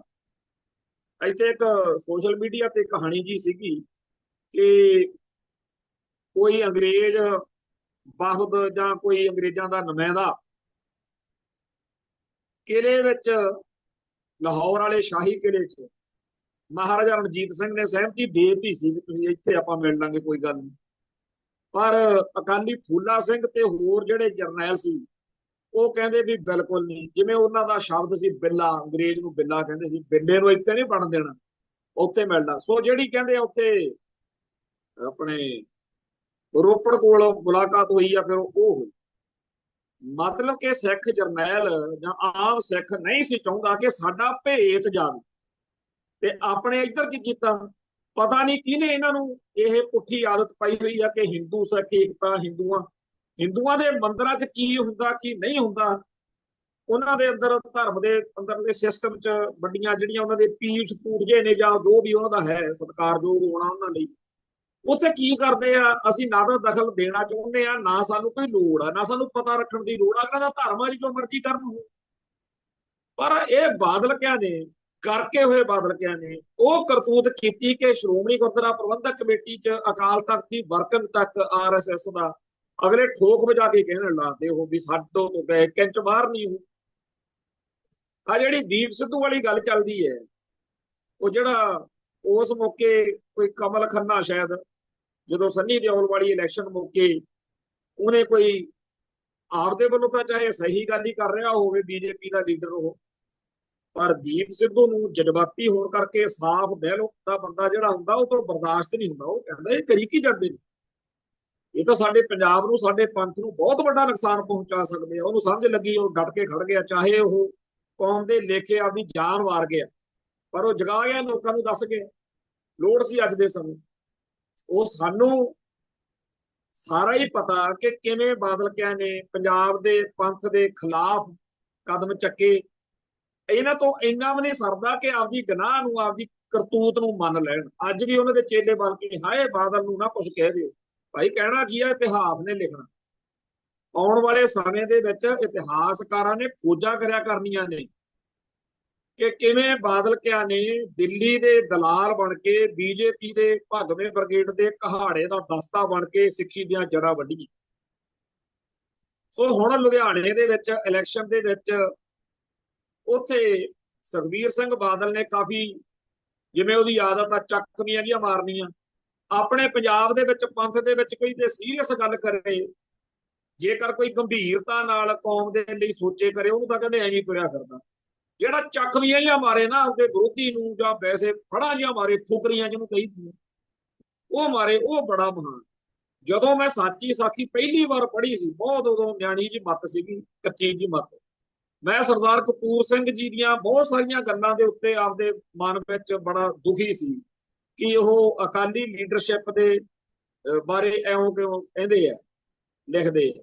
ਪਰ ਹੁਣ ਜਦੋਂ ਵਿੱਚ ਵਿਚਰੇ ਆ, ਹੁਣ ਪਤਾ ਲੱਗਿਆ ਵੀ ਵਾਕਿਆ ਹੀ ਇਹ ਦਮ ਗੱਜੇ ਮਾਰਨ ਵਾਲੇ, ਫੁਕਰੀਆਂ ਮਾਰਨ ਵਾਲੇ, ਹਕੀਕਤ ਤੋਂ ਕੋਹਾਂ ਦੂਰ ਜਬਲੀਆਂ ਮਾਰਨ ਵਾਲੇ, ਤੇ ਉਹੋ ਜਿਹੇ ਇਹਨਾਂ ਦੇ ਮਗਰ ਲੱਗਣ ਵਾਲੇ। ਸੱਚੀ ਗੱਲ ਆ, ਸਰਦਾਰ ਕਪੂਰ ਸਿੰਘ ਨੇ ਜੀ ਜਿਹੜੀ ਲਿਖੀ ਆ ਕਿ ਜਿਹੜੀਆਂ ਭੇਡਾਂ ਦਾ ਇੱਜੜ ਹੁੰਦਾ ਨਾ, ਉਹ ਵੀ ਜਦੋਂ ਕਸਾਈ ਖਾਨੇ ਦੇ ਕੋਲ ਜੇ ਚਲੇ ਜਾਂਦੇ ਆ, ਬੁੱਚੜ ਖਾਨੇ ਦੇ ਕੋਲ, ਉਹਨਾਂ ਨੂੰ ਪਤਾ ਲੱਗ ਜਾਂਦਾ ਵੀ ਸਾਨੂੰ ਵੱਢਣਗੇ। ਉਹ ਚੀਕਾਂ ਲੇਰਾ ਮਾਰਦੇ ਆ। ਕਹਿੰਦਾ ਧੰਨਾ, ਸਰਦਾਰ ਜੀ ਲਿਖਦੇ ਹੁੰਦੇ, ਕਹਿੰਦੇ ਧੰਨਾ ਸਿੱਖ ਜਿਨ੍ਹਾਂ ਨੂੰ ਇਹਨਾਂ ਦੇ ਲੀਡਰ ਅੰਨੇ ਖੂਹ ਚ ਸਿੱਟੀ ਜਾਂਦੇ ਨੇ, ਤੇ ਇਹ ਫੇਰ ਵੀ ਫਲਾਨਾ ਸਿੰਘ ਜਿੰਦਾਬਾਦ, ਫਲਾਨਾ ਸਿੰਘ ਜਿੰਦਾਬਾਦ ਕਰੀ ਜਾਂਦੇ। ਹੁਣ ਵੀ ਆ ਜਿਹੜੀ ਲੀਡਰਸ਼ਿਪ ਆ, ਇਹਨਾਂ ਵਿੱਚੋਂ ਕਿਹੜਾ ਵਾ ਜਿਹਨੂੰ ਇਹ ਲਕੀਰ ਖਿੱਚ ਕੇ ਗੱਲ ਕਰਨ ਦਾ ਚਾਅ ਹੋਵੇ ਮਨ ਚ ਕਿ ਇਸ ਇੰਡੀਅਨ ਨਿਜ਼ਾਮ ਦੇ ਅਧੀਨ ਅਸੀਂ ਮਾਰੇ ਹੀ ਜਾ ਸਕਦੇ, ਸਾਡਾ ਬਚਣਾ ਕੁਛ ਨਹੀਂ। ਤੇ ਜੇਕਰ ਇੰਡੀਅਨ ਨਿਜ਼ਾਮ ਦੇ ਅਧੀਨ ਕਿਸੇ ਸਿਸਟਮ ਦੇ ਅੰਦਰ ਰਹਿ ਕੇ ਚੋਣਾਂ ਲੜਨੀਆਂ ਹੋਣ, ਐਮਐਲਏ ਐਮਪੀ ਬਣਨਾ ਹੋਵੇ, ਸਰਕਾਰ ਬਣਾਉਣੀ ਹੋਵੇ, ਕੌਮ ਦੀ ਗੱਲ ਅੱਗੇ ਕਰਨੀ ਹੋਵੇ, ਉਹ ਬੰਦਾ ਇਸ ਗੱਲੋਂ ਸਪਸ਼ਟ ਹੋਵੇ ਕਿ ਜਿਹੜੇ ਬੰਦੇ ਕੌਮ ਦੀ ਆਜ਼ਾਦੀ ਦੇ ਮਦਈ ਨੇ, ਸੱਚੀ ਗੱਲ ਤਾਂ ਉਹੀ ਆ, ਪਰ ਮੈਂ ਵਿਦਨ ਸਿਸਟਮ ਅੰਦਰ ਅੰਦਰ ਰਹਿ ਕੇ ਇੱਥੇ ਕਿਤੇ ਗੱਲ ਜਿਹੜੀ ਆ ਮੈਂ ਕਰਨੀ ਹੈ। ਫੇਰ ਤਾਂ ਹੋ ਸਕਦਾ ਉਹ ਮਾੜਾ ਮੋਟਾ ਕੁਝ ਕਰ ਲਵੇ। ਜੇ ਨਾ ਵੀ ਕਰਨ ਦਿੱਤਾ ਜਾਵੇ ਸਿਸਟਮ ਵੱਲੋਂ, ਤਾਂ ਸਾਡੀ ਕੌਮ ਦਾ ਯਕੀਨ ਹੋਵੇ ਕਿ ਚਾਹੇ ਜੋ ਮਰਜ਼ੀ ਆ, ਬੰਦਾ ਬੇਈਮਾਨ ਨਹੀਂ। ਜਿਵੇਂ 1947 ਤੋਂ ਬਾਅਦ ਵਿੱਚ ਮੈਂ ਕਈ ਸਾਡੇ ਜਿਹੜੇ ਬਜ਼ੁਰਗ ਆਗੂ ਸੱਜਣ ਰਹੇ ਆ, ਉਹਨਾਂ ਨਾਲ ਜਦੋਂ ਮਿਲਣਾ, ਉਹਨਾਂ ਨੂੰ ਪੁੱਛਣਾ, ਉਹ ਕਹਿੰਦੇ ਉਸ ਮੌਕੇ ਦੇ ਲੀਡਰਾਂ ਦੇ ਭਾਵੇਂ ਜੋ ਮਰਜ਼ੀ ਨੁਕਸ ਘਾਟਾਂ ਗੁਣ ਔਗਣ ਹੋਣ, ਪਰ ਆਮ ਸਿੱਖ ਨੂੰ ਇਹ ਯਕੀਨ ਸੀਗਾ ਕਿ ਸਾਡੇ ਆਗੂ ਬੇਈਮਾਨ ਨਹੀਂ ਹੈਗੇ। ਇਹਨਾਂ ਦੀ ਚੱਲਣ ਨਹੀਂ ਦਿੰਦੇ ਬ੍ਰਾਹਮਣਵਾਦ ਵਾਲੇ, ਇਹਨਾਂ ਦੀ ਓਡੀ ਸਮਝ ਨਹੀਂ ਹੈਗੀ ਜਿੱਡੀ ਹੋਣੀ ਚਾਹੀਦੀ ਆ। ਇਹ ਗੱਲਾਂ ਤਾਂ ਮੰਨ ਸਕਦੇ ਆ, ਪਰ ਇਹ ਬੇਈਮਾਨੀ ਨਹੀਂ। ਤਾਂ ਸਾਡੇ ਕੋਈ 2-2 4-4 ਕਿੱਲਿਆਂ ਵਾਲੇ ਤਾਂ ਹੈਗੇ ਸਾਰੇ ਵਿਚਾਰੇ, ਨਹੀਂ ਇਹਨਾਂ ਦੀਆਂ ਫੈਕਟਰੀਆਂ ਨਾਲ ਲੱਗੀਆਂ ਹੋਣ, ਨਹੀਂ ਇਹ ਅਰਬਾਂਪਤੀ ਨਾ ਬਣੇ ਹੋਣ। ਜਿਹੜੇ 2-4 ਇਹੋ ਜਿਹੇ ਕੌਮ ਦੇ ਦੁਸ਼ਮਣ ਜਿਨ੍ਹਾਂ ਨੇ ਕੌਮ ਵੇਚੀ, ਉਹਨਾਂ ਦਾ ਵੀ ਪਤਾ ਹੁੰਦਾ ਸੀ, ਪਰ ਬਹੁਤਿਆਂ ਦੇ ਵਿਚਾਰਿਆਂ ਦੇ, ਆਮ ਲੀਡਰਾਂ ਦੇ ਹਾਲ ਸਾਡੇ ਆਮ ਸਧਾਰਨ ਨਹੀਂ ਸੀ। ਇਸ ਗੱਲ ਦਾ ਉਦੋਂ ਸਾਰਿਆਂ ਨੂੰ ਪਤਾ ਹੁੰਦਾ ਸੀ। ਅੱਜ ਦੇ ਹਿਸਾਬ ਕਿਤਾਬ 'ਚ ਕਹਾਣੀ ਹੋਰ ਆ। ਹੁਣ ਤਾਂ ਜਿਹੜਾ ਲੱਖਪਤੀ ਆ ਉਹ ਕਰੋੜਪਤੀ, ਕਰੋੜਪਤੀ ਅਰਬਾਂਪਤੀ ਬਣੀ ਜਾਂਦਾ। ਜਦੋਂ ਇਹ ਆਦਤ ਸਿੱਖ ਆਗੂਆਂ ਨੇ ਸਿੱਖਾਂ 'ਚ ਲੈ ਆਂਦੀ, ਫਿਰ ਬੀਜੇਪੀ ਵਾਲੇ ਕਹਿੰਦੇ ਸਾਨੂੰ ਦੱਸੋ ਜੀ, ਤੁਹਾਨੂੰ ਫੈਕਟਰੀਆਂ, ਫਰਮਾਂ, ਯੂਨੀਵਰਸਿਟੀਆਂ ਖੋਲ ਦਿੰਦੇ ਆ, ਠੇਕੇ ਲੈ ਲਓ, ਸੜਕਾਂ ਬਣਦੀਆਂ ਨੇ, ਪੈਸੇ ਬਣਾ ਲਓ। ਜਦੋਂ ਸਿੱਖਾਂ ਨੂੰ ਪੈਸਿਆਂ ਦੇ ਰਾਹ ਤੋਰਦਾ, ਪਹਿਲਾਂ ਕੀ ਹੁੰਦਾ ਸੀ ਵੀ ਚਾਹੇ ਦੁੱਕੀ ਕੋਲ ਨਾ ਹੋਵੇ, ਉਹਦੀ ਲੀਡਰ ਦੀ ਜਾਂ ਸਿੱਖ ਦੀ ਇੱਜ਼ਤ ਕਮਾਲ ਹੁੰਦੀ ਸੀ, ਇੱਜ਼ਤ ਕਮਾਲ ਆਵੇ। ਜਦੋਂ ਇਹ ਤੋਂ ਉਲਟ ਗੱਲ ਚਲੀ ਗਈ, ਹੁਣ ਜਿਹੜੇ ਲੀਡਰ ਕੋਲੇ ਜਾਂ ਜਿਹੜੇ ਸਿੱਖ ਕੋਲੇ 10-15 ਤਰ੍ਹਾਂ ਦੀਆਂ ਗੱਡੀਆਂ ਨਹੀਂ, ਬੰਦੇ ਸਾਂਭਣ ਜੋਗਾ ਨਹੀਂ, ਉਹ ਕੋਈ ਕਹਿੰਦੇ ਬੰਦਾ। ਪਹਿਲਾਂ ਗੱਲ ਹੀ ਹੋਰ ਹੁੰਦੀ ਸੀ, ਪਹਿਲਾਂ ਬਾਤ ਹੀ ਹੋਰ ਹੁੰਦੀ ਸੀ। ਅੱਜ ਸਾਡੀ ਪੂਰੀ ਕੌਮ ਦਾ ਕਰੈਕਟਰ ਜਿਹੜਾ ਹੈਗਾ, ਉਹਨੂੰ ਬਦਲ ਕੇ ਅੱਜ ਕਰਦੇ ਨੇ। ਉਹ ਨਹੀਂ, ਪੈਸਿਆਂ ਬਗੈਰ ਕਿੱਥੇ ਇਲੈਕਸ਼ਨ ਲੜੀ ਜਾ ਸਕਦੀ। ਪਰ ਇਹਦਾ ਵੀ ਮੂੰਹ ਭੰਨਦਾ ਕੌਮ ਨੇ। ਆ ਪਿੱਛੇ ਜੇ ਸਰਬਜੀਤ ਸਿੰਘ, ਸ਼ਹੀਦ ਭਾਈ ਬੇਅੰਤ ਸਿੰਘ ਦਾ ਪੁੱਤਰ, ਤੇ ਭਾਈ ਅਮਰਤਪਾਲ ਸਿੰਘ, ਦੋ ਜਣੇ ਜਿੱਤੇ। ਕਿੰਨੀ ਕਮਾਇਆ ਉਹਨਾਂ ਨੇ ਉੱਥੇ ਖਰਚੀ। ਅੱਜ ਵੀ ਕੌਮ ਦੀ ਚੜ੍ਹਦੀ ਕਲਾ ਲਈ ਪੰਥ ਨੂੰ ਸਮਰਪਿਤ ਜੇ ਸ਼ਖਸੀਅਤਾਂ ਸਾਹਮਣੇ ਹੋਣਗੀਆਂ, ਐਮਐਲਏ ਦੀ ਚੋਣ ਹੋਵੇ, ਐਮਪੀ ਦੀ ਚੋਣ ਹੋਵੇ, ਕੌਮ ਜਿਤਾ ਦੂਗੀ। ਕੌਮ ਦੁਖੀ ਬਹੁਤ ਆ। ਪੰਜਾਬ ਲੋਕ ਹਰੇਕ ਨੂੰ ਪਤਾ ਕਿ ਅਸੀਂ ਬਹੁਤ ਕਸੂਤੇ ਫਸੇ, ਤੇ ਸਿੱਖ ਨਿਕਲਣਾ ਵੀ ਚਾਹੁੰਦੇ ਆ ਇਸ ਖਲ ਜਗਣ ਚੋਂ। ਇਹ ਵੀ ਗੱਲ ਬਹੁਤ ਵੱਡੀ ਗੱਲ ਆ। ਜਿਹੜਾ ਹੁਣ ਜੰਗ ਹਿੰਦ ਪੰਜਾਬ ਵਾਲਾ ਮਾਹੌਲ ਬਣ ਕੇ ਹਟਿਆ, ਪੂਰੇ ਇੰਡੀਆ ਨੂੰ ਗੁੱਸਾ ਚੜਿਆ ਪਿਆ ਸੀਗਾ ਕਿ ਪੰਜਾਬ ਵਾਲੇ ਸਾਡੀ ਈਨ ਨਹੀਂ ਮੰਨਦੇ, ਸਾਡੀ ਬੋਲੀ ਨਹੀਂ ਬੋਲਦੇ। ਕਹਿੰਦੇ ਉਹ ਗਾਣਾ ਨਾ, ਵੇ ਤੂੰ ਮੇਰਾ ਬੁਲਾਇਆ ਬੋਲ, ਵੇ ਤੂੰ ਬੋਲਦਾ ਕਿਉਂ ਨਹੀਂ। ਜਿਵੇਂ ਕਹਿੰਦੇ ਆ, ਤੂੰ ਨਹੀਂ ਬੋਲਦਾ ਰਕਾਨੇ, ਤੂੰ ਨਹੀਂ ਬੋਲਦੀ। ਤੇ ਇਹ ਕਹਿੰਦੇ ਸੀ ਵੀ ਸਾਡੀ ਬੋਲੀ ਕਿਉਂ ਨਹੀਂ ਬੋਲਦੀ। ਸਿੱਖਾਂ ਨੇ ਨਾ ਪਾਕਿਸਤਾਨ ਦੀ ਬੋਲੀ ਬੋਲੀ, ਨਾ ਹਿੰਦੁਸਤਾਨ ਦੀ। ਸਿੱਖਾਂ ਨੇ ਖਾਲਸੇ ਦੀ ਬੋਲੀ ਬੋਲੀ। ਇਹ ਗੱਲ ਸਾਡਾ ਅੰਦਰੂਨੀ ਮਸਲਾ ਕਿ ਬਹੁਤੇ ਸਾਡੇ ਭਰਾ ਜੇ ਖਾਲਿਸਤਾਨ ਜਿੰਦਾਬਾਦ ਨਹੀਂ ਕਹਿੰਦੇ, ਪਰ ਪੂਰੇ ਪੰਜਾਬ ਨੇ ਇਕਜੁੱਟ ਹੋ ਕੇ ਇਹ ਜ਼ਰੂਰ ਕਿਹਾ, ਜੇ ਲੜਨਾ ਹੀ ਆ ਤਾਂ ਸਾਡੀ ਧਰਤੀ ਤੇ ਨਾ ਗੰਦ ਪਾਓ। ਗੁਜਰਾਤ ਵਾਲੇ ਬਾਰਡਰ ਤੇ ਲਾ ਲਓ ਚਾਹ ਜਿਹੜਾ ਲਾਉਣਾ, ਪਾਕਿਸਤਾਨ ਵਾਲੇ ਵੀ ਉੱਥੇ ਤੋਪਾਂ ਸਿੱਟ ਲਓ, ਤੇ ਤੁਸੀਂ ਵੀ ਆਪਦਾ ਉੱਥੇ ਜਿਹੜਾ ਬਰੂਦ ਬਰਾਦ ਉੱਥੇ ਕਰਨਾ। ਇਹ ਸਾਡਾ ਜਿਹੜੇ ਸਮਝ ਆ, ਸਾਡਾ ਵਿਜ਼ਨ ਵਧੇ। ਖੈਰ, ਗੱਲਾਂ ਕੁਝ ਹੋਰ ਜ਼ਰੂਰੀ ਕਰਨ ਵਾਲੀਆਂ ਨੇ। ਜੇ ਟਾਈਮ ਬਚਿਆ ਫਿਰ ਹੋਰ ਵੀ ਇੱਕ ਜ਼ਰੂਰੀ ਗੱਲ ਕਰਾਂਗੇ। ਇੱਕ ਤਾਂ ਖਬਰ ਇਹ ਆਈ ਆ ਕਿ ਜਿਹੜਾ ਮੂਸੇ ਵਾਲਾ, ਸਿੱਧੂ ਮੂਸੇ ਵਾਲਾ ਦਾ ਕਤਲ ਹੋਇਆ ਸੀ, ਜਿਹੜਾ ਉਹਦਾ ਆਈਓ ਆ, ਮੁੱਖ ਗਵਾਹ ਐਸਐਚਓ ਅੰਗਰੇਜ਼ ਸਿੰਘ, ਉਹ 4 ਜੁਲਾਈ ਨੂੰ ਉਹਦੇ ਬਿਆਨ ਦਰਜ ਹੋਣੇ ਸੀ। ਉਹ ਪਿਛਲੀ ਤਰੀਕ ਤੇ ਵੀ ਨਹੀਂ ਸੀ ਗਿਆ, ਬਿਮਾਰ ਸੀਗਾ। ਉਹ ਪਰਸੋਂ ਚਲਾਣੇ ਕਰ ਗਿਆ, ਬਿਮਾਰ ਸੀ ਕਾਫੀ। ਤੇ ਉਹ ਬੰਦਾ ਇਸ ਕੇਸ ਦੇ ਵਿੱਚ ਇੱਕ ਮੋਢੀ ਮੁੱਖ ਉਹਦੇ ਸਿਰ ਤੇ ਕੇਸ ਸੀ। ਸੋ ਸਿੱਧੂ ਮੂਸੇ ਵਾਲੇ ਦੇ ਕਾਤਲਾਂ ਨੂੰ ਇਸ ਗੱਲ ਤੋਂ ਬਹੁਤ ਰਾਹਤ ਮਿਲੀ ਹੋਣੀ। ਉਹ ਪਹਿਲਾਂ ਵੀ ਕਈ ਗਵਾਹਾਂ ਨੂੰ ਮੁਕਰਾਉਣ ਜਾਂ ਪੈਸੇ ਸੁੱਟ ਕੇ ਲੱਗੇ ਹੋਣੇ ਆ। ਉਹ ਇਸ ਤਰੀਕੇ ਨਾਲ ਉਹਦਾ ਜਿਹੜਾ ਅੰਗਰੇਜ਼ ਸਿੰਘ ਦਾ ਚਲਾਣਾ, ਉਹ ਇਸ ਕੇਸ ਨੂੰ ਜਿਹੜਾ ਕਿ ਪਹਿਲਾਂ ਹੀ ਬੜੇ ਤਰੀਕੇ ਨਾਲ ਮਿਸ ਹੈਂਡਲ ਕੀਤਾ ਜਾ ਰਿਹਾ, ਉਹਨੂੰ ਕਮਜ਼ੋਰ ਕਰ ਗਿਆ। ਅਗਲੀ ਜਿਹੜੀ ਖਬਰ ਆ, ਖਬਰ ਵਰਗੀ ਖਬਰ ਆ, ਉਹ ਇਹ ਹੈ ਕਿ ਜਿਹੜਾ ਆਪਣੇ ਸਾਡੇ ਮਹਿਤਾ ਚੌਂਕ ਆ, ਘੁਮਾਣ ਰੋਡ ਤੇ, ਜਿੱਥੇ ਆਪਣਾ ਦਮਦਮੀ ਟਕਸਾਲ ਦਾ ਮੁੱਖ ਸਥਾਨ ਆ ਮਹਿਤਾ ਚੌਂਕ, ਇੱਥੇ ਗੁਰਦੁਆਰਾ ਕਲਗੀਧਰ ਸਾਹਿਬ ਦੇ ਵਿੱਚ ਗੁਰੂ ਗ੍ਰੰਥ ਸਾਹਿਬ ਜੀ ਦੀ ਬੇਅਦਬੀ ਕਰਨ ਇੱਕ ਹਰਿਆਣੇ ਦਾ ਘੋੜੂ ਫੜਿਆ। ਵਾਹਵਾ ਕੁੱਟਮਾਰ ਹੋਈ ਆ, ਤੇ ਉਹਦੇ ਬਾਰੇ ਲੋਕਾਂ 'ਚ ਸ਼ੰਕਾ ਕਿ ਉਹ ਕਿਸੇ ਵੱਡੀ ਖੇਡ ਦਾ ਹਿੱਸਾ, ਕਿਉਂਕਿ ਅੱਜ ਜਲੰਧਰ 'ਚ ਵੀ ਇਦਾਂ ਦੀ ਇੱਕ ਘਟਨਾ ਵਾਪਰੀ ਆ। ਸੋ ਬੇਅਦਬੀ ਦੀਆਂ ਉਹ ਘਟਨਾਵਾਂ ਫੇਰ ਦੁਬਾਰਾ ਸਿਰ ਚੱਕ ਰਹੀਆਂ। ਭਾਈ ਅਮਰਤਪਾਲ ਸਿੰਘ ਦੇ ਸਾਥੀਆਂ ਨੇ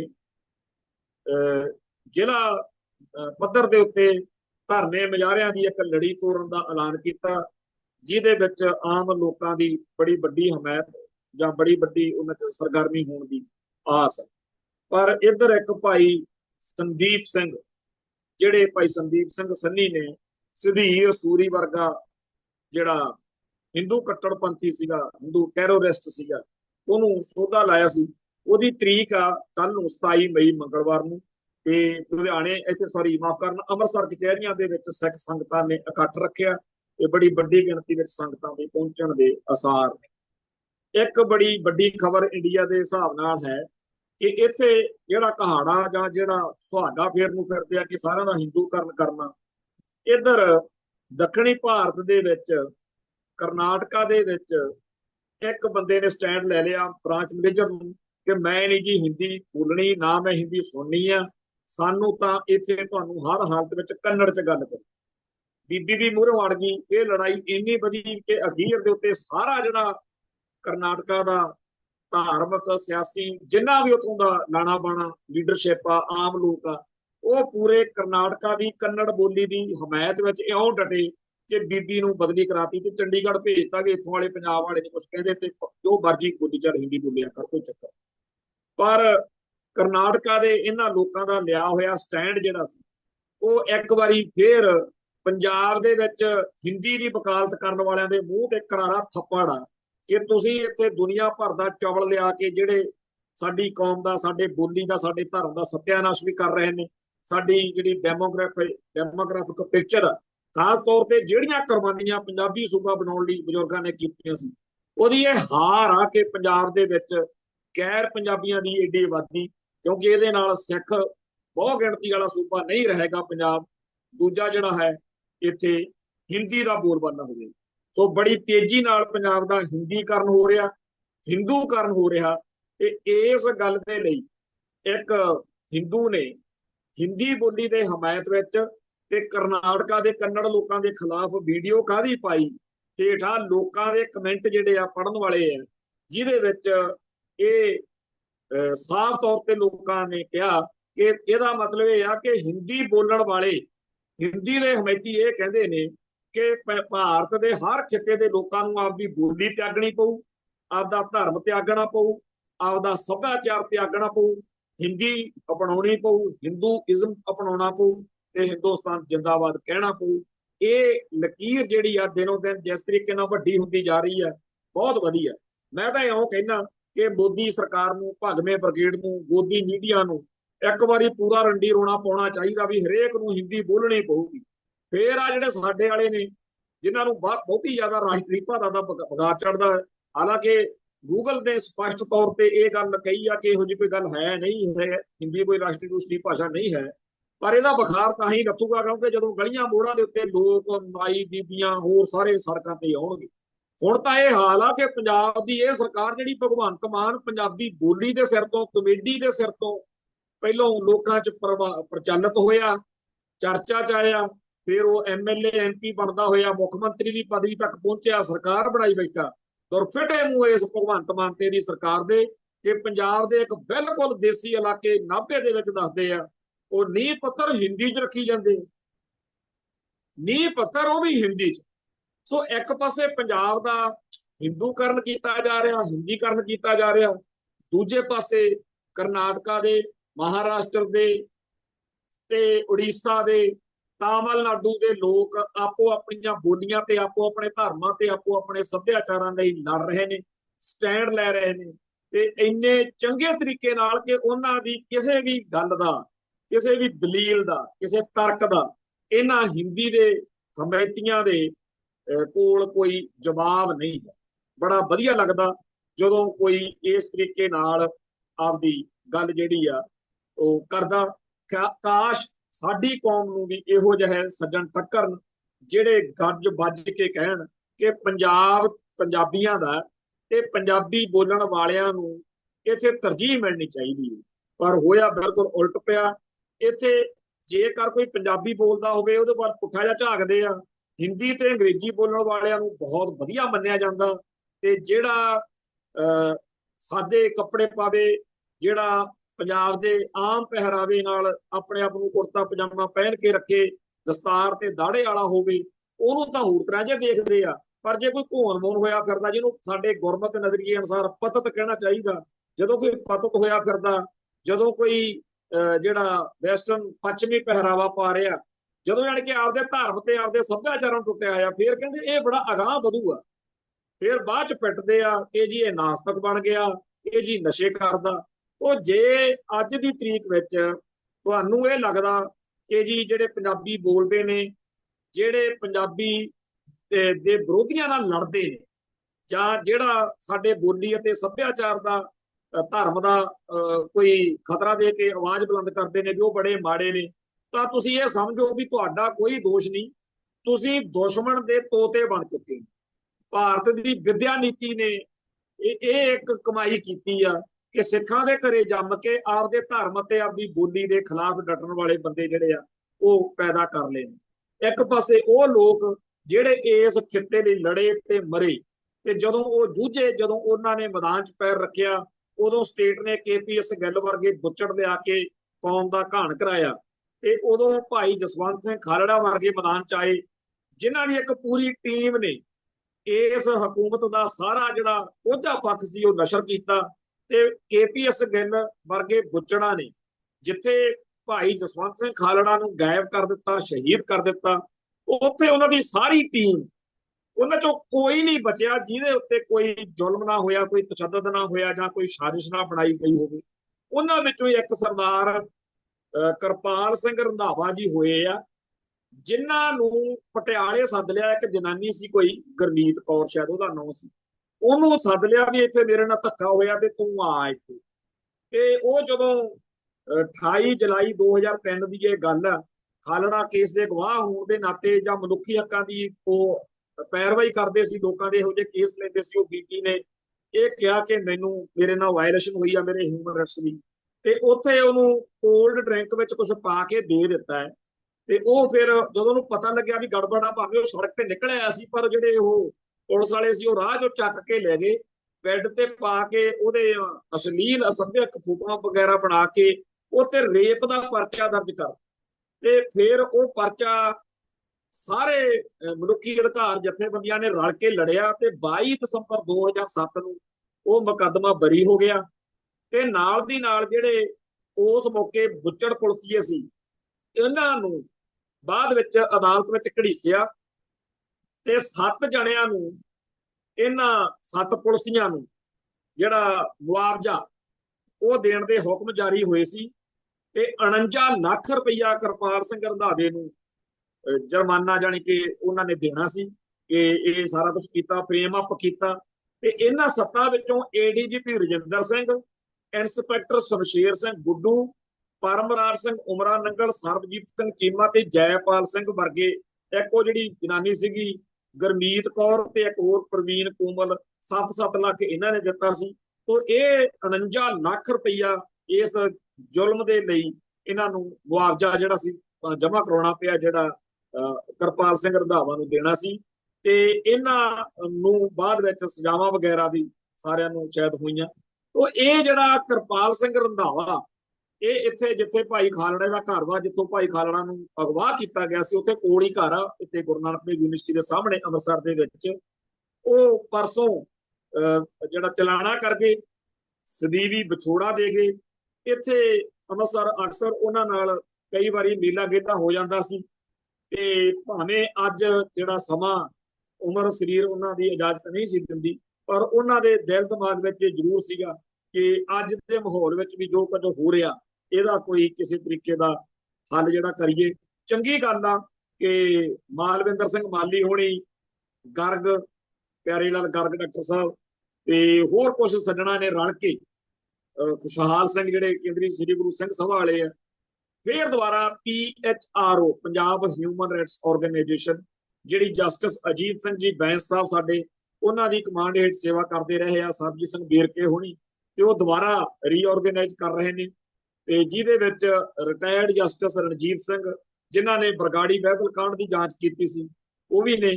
ਉਹ ਇਸ ਨਵੇਂ ਦੌਰ ਵਿੱਚ ਜਦੋਂ ਫੇਰ ਦੁਬਾਰਾ ਮੁੰਡੇ ਚੱਕ ਕੇ ਮਾਰੇ ਜਾ ਰਹੇ ਨੇ, ਅੱਜ ਫੇਰ ਇੱਕ ਇਹੋ ਜਿਹੀ ਮਾੜੀ ਘਟਨਾ ਬਠਿੰਡੇ ਤੋਂ ਆਈ ਆ, ਜਿੱਥੇ ਝੂਠੇ ਕੇਸ ਵਿੱਚ ਫਸਾ ਕੇ ਮੁੰਡਿਆਂ ਦਾ ਕਤਲ ਕੀਤਾ, ਤੇ ਕਹਿੰਦੇ ਆ ਜੀ ਮਰ ਗਏ।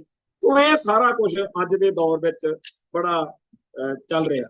ਇੱਕ ਐਨਕਾਊਂਟਰ ਦੀ ਖਬਰ ਹੋਈ ਆ, ਜਿਹੜਾ 1993 ਵਿੱਚ ਸ਼ਾਇਦ ਹੋਇਆ, ਨਹੀਂ 15 ਸਾਲ ਅੱਜ ਹੋ ਗਏ, 22 ਸਾਲ ਦਾ ਮੁੰਡਾ ਚੱਕ ਕੇ ਮਾਰਤਾ ਸੀ।